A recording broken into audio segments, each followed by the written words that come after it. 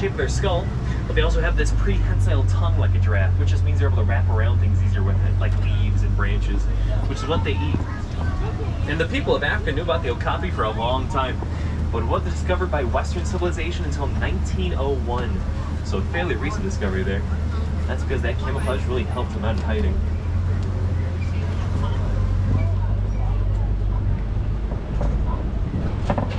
But like I said, these animals are amazing at blending in with their surroundings. Even something as large as a black rhino coming up on your left-hand side here. Let's see if you can spot it.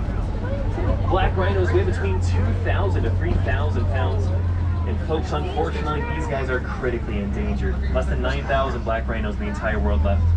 Poachers like to target them for their horns, but their horns are actually made of the exact same thing that our fingernails and hair is made out of, which is keratin. So it holds no purpose whatsoever in taking those horns.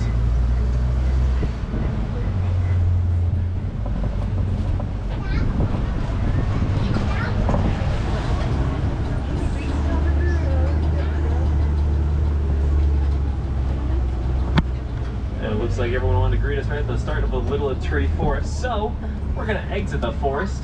We're gonna head to the Safi River, which is home to a lot more aquatic wildlife, like the hippo and the crocodile. A snake. I'm not sure. We might see snakes later. Snakes are a bit small to see. We're gonna see bigger animals here.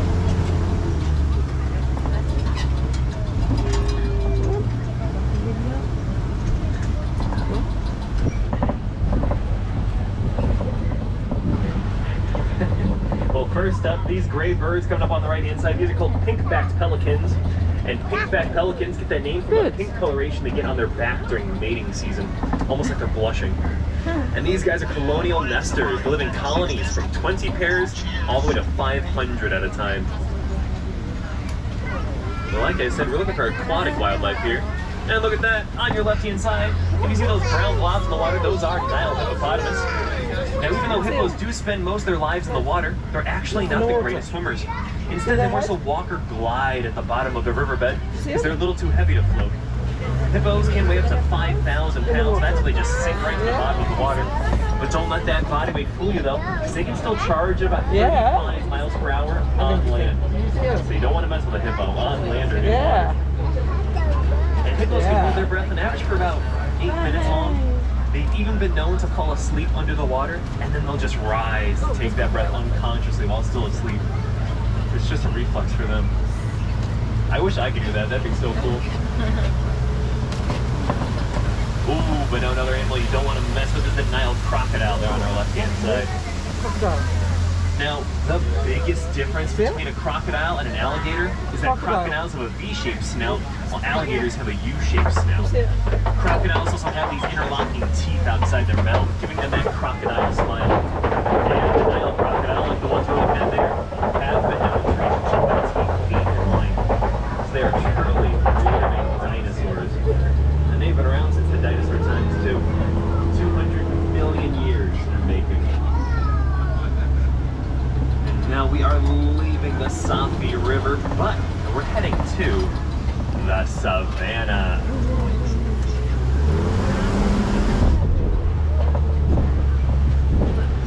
And we're going to be greeted onto the savannah by a baobab tree. The baobab tree is going to be this big bald tree on our right-hand side here, but it also goes by another name, the upside down tree. And that's because its branches kind of look more like roots, don't you think? It won't have leaves for up to 9 months of the entire year, and that's to help conserve water. It'll store that water inside its big trunk, and then during drought season, animals will puncture holes into the trunk to drink up that water stored inside, also giving it the nickname, the Tree of Life. But now you folks get a gorgeous overlook view at our savannah. The savannah is home to a lot more famous, larger, well, more famous animals that you might be familiar with.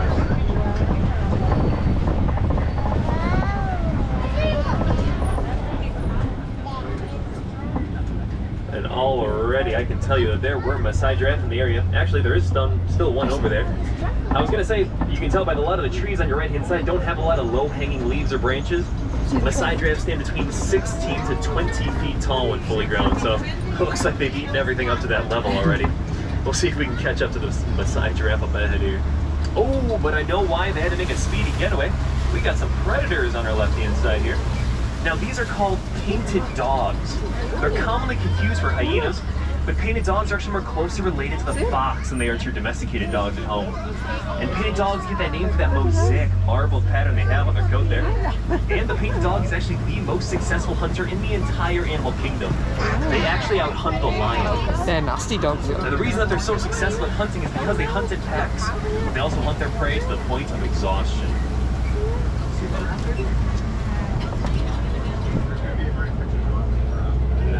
I think we're gonna have a Maasai giraffe. Oh, well, I don't think they've decided yet. It's either gonna be, I think it's gonna be on your right-hand side now. Now, Maasai giraffes spend about 18 hours of their entire day eating. They only spend about 30 minutes a day sleeping, so they're really good for their power naps.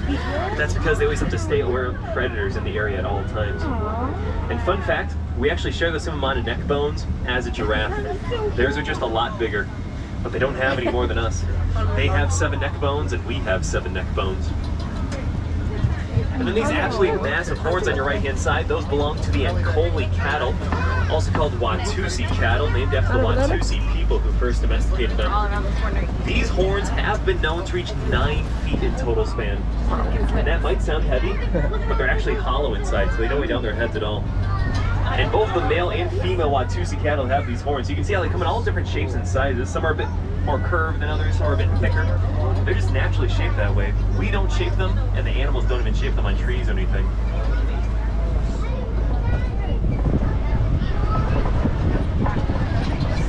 Look at these horns. And then staying on your right-hand side, you see these gray animals walking in the shade here. These are called wildebeest. Wildebeest get their name from the Afrikaans word that means wild beast. But you also might know them as the gnu, spelled G-N-U. Johnny sunglasses. And that's because they make a sound like no, Yeah. no. So you can remember that cows go moo and wildebeest go gnu. Oh, look, a stampede. Oh, look.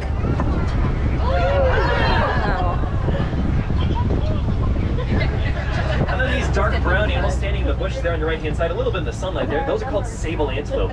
You might notice they have these very curved back horns, and those come in handy when they need to defend themselves against any predators who might try and sneak up on them from behind. Like the painted dogs we saw back there, actually. No. But in fight or flight situations, the sable antelope tend to fight rather than flight. And that's why we chose to make them our logo here at the Harambe Wildlife Preserve, as we're fighting for all of these animals' survival.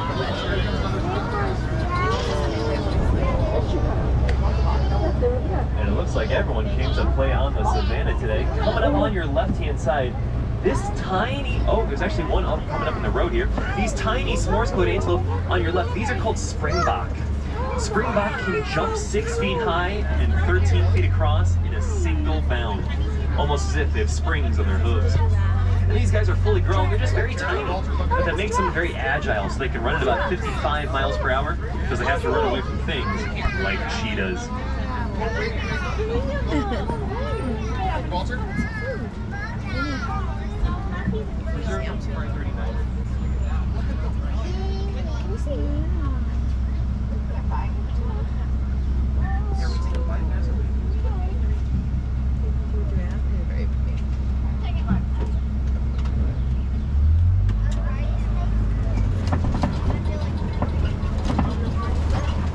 We got another good look at the wildebeest here on your right-hand side. Now, wildebeest actually move in one of the largest migrations on planet Earth.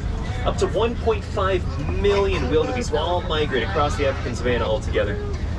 And because wildebeest are always migrating and always moving, they can actually go 5 days without water.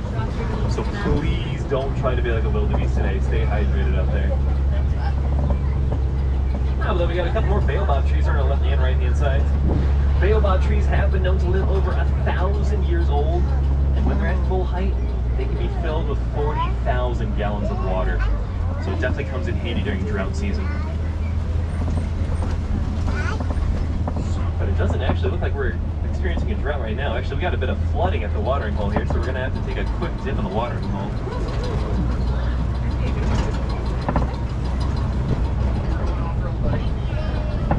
Hold on.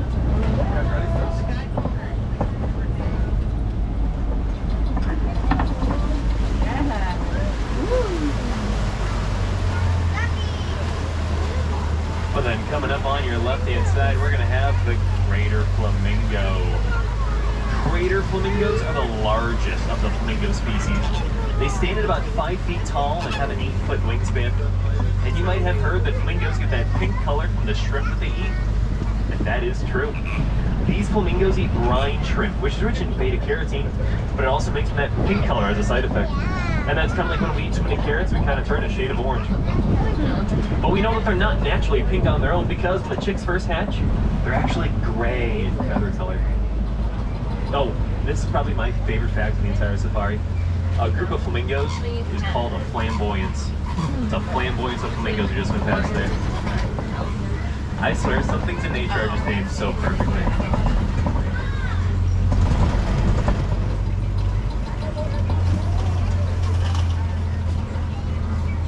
Okay, so these mud pits on our left-hand side, these were actually dug out by white rhinos here on the reserve. So we're going to keep our eyes up for white rhinos in the area here. As we kind of saw with our cousin, the black rhino, earlier in the Little Terry Forest, rhino's just going to blend in like a big smooth boulder. And despite their large size, they're pretty good at hiding. Well, that's not a rhino. But down the road there, on your right-hand side, those are the largest birds in the world, the ostrich. Now, because they're large size, it also makes the ostrich flightless, as those wings cannot support their body weight. So what they don't have in flight, they make up for in speed. Because the ostrich is actually the fastest land animal on 2 legs. They can reach 40 miles per hour. We'll see if we can catch up to those girls around the bend here.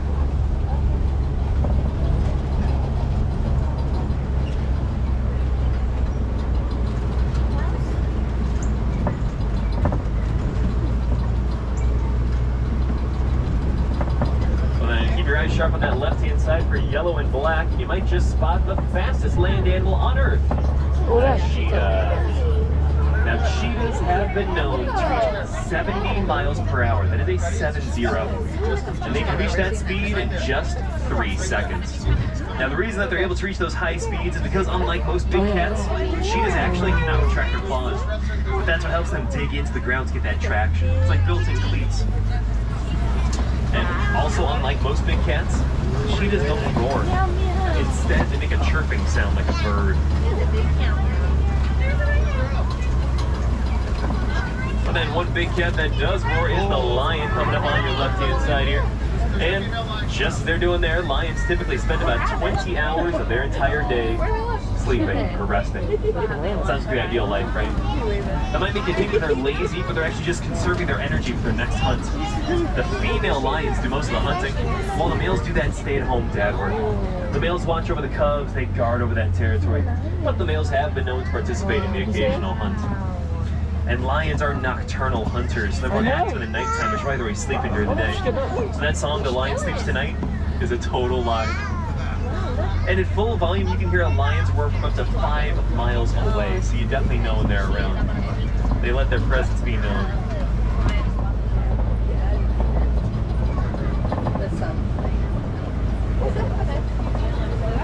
And I believe that that would be a male lion right in between those 2 peaks there in the valley. And the female's curious as well. Oh, she's gonna start a roar.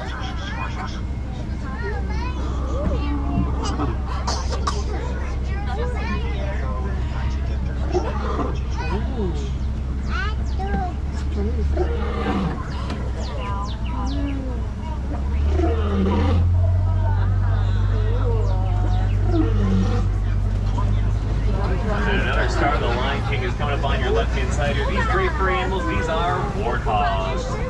Warthogs are the largest burrowing animal in the world. You can see they dug out some big holes in the area there. The warthogs like to enter their burrows backwards, those tusks can face out so they can defend themselves against any predators that might try to mess with them. Not even lions would mess with warthogs. But now we do get a much better look at the ostrich here on our right-hand side. And I can actually tell that this is a female ostrich closest to us because the females are more gray in feather color, while the males are deep black with white wingtips.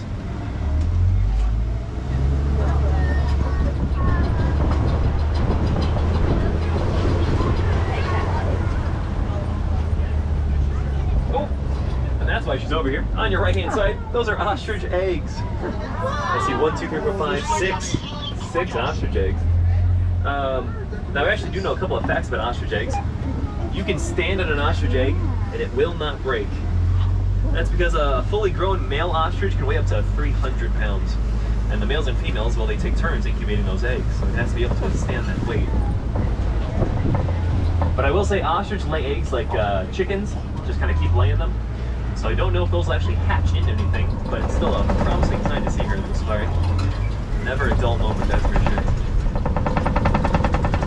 But right now we're approaching the warden's post here, and the warden is responsible for protecting all the animals here on the reserve from poachers and hunters. But the warden has been known to have some Nigerian dwarf goats around, and they're super handy to have on the reserve because, well, they're nature's lawnmowers. They're able to eat a lot more toxic and tougher vegetation that a lot of other animals just can't digest. And their milk is sweeter and more rich in protein than cow's milk. Now these might look like baby goats, but these guys are actually fully grown. They're just known for their small size, giving them their name, the Nigerian dwarf goat. And now we have seen a lot of amazing animals here today. These animals still do need our help in the wild. So some ways we can help them out from home is by conserving our electrical and water usage. That can be as simple as turning off the sink while you're brushing your teeth, or turning off a light in a room you're not using. But we can also recycle. And we can recycle items like paper materials, plastics, and even our electronic devices. Our tablets, laptops, and cell phones all require a mineral called coltan to be made. And coltan is currently being mined out of Central Africa. Unfortunately, these harmful mining practices destroy these animal habitats. So by recycling our electronic devices and allowing them to be reused, we're helping out animals like the Maasai giraffe and the okapi we saw here today. It looks like our safari is coming to an end. So if I have any wilderness explorers on board, you've been on the Simba 1, that is SIMBA 1, and you've earned your